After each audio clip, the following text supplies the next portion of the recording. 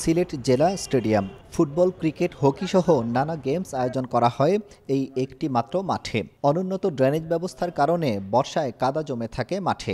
এ কারণে বর্ষা মৌসুমে বন্ধ থাকে খেলা। বৃষ্টি থামলে মাঠে গড়ায় ফুটবল। তারপর জানুয়ারি-ফেব্রুয়ারিতে পিচ প্রস্তুত করে ঘরোয়া ক্রিকেট লিগ আয়োজন করা হয়।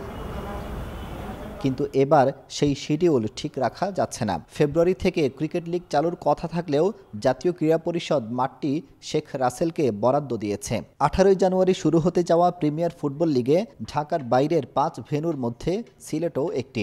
লিগ চলাকালে মাঠটি থাকবে ফুটবলের দখলে।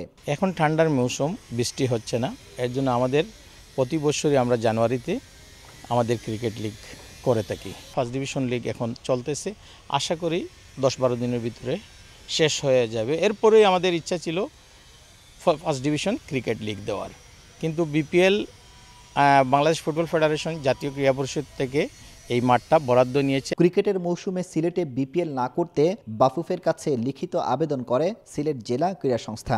রাখা হয়নি আবেদন। এর ফলে এবার ক্রিকেট লিগ আয়োজন করা সম্ভব হবে না বলে জানায় ডিএসএ। আমাদের মাঠ সব কিছু প্রস্তুত, কোনো সমস্যা নাই, কিন্তু একটাই সমস্যা যে ক্রিকেট লিগ আবার হচ্ছে না।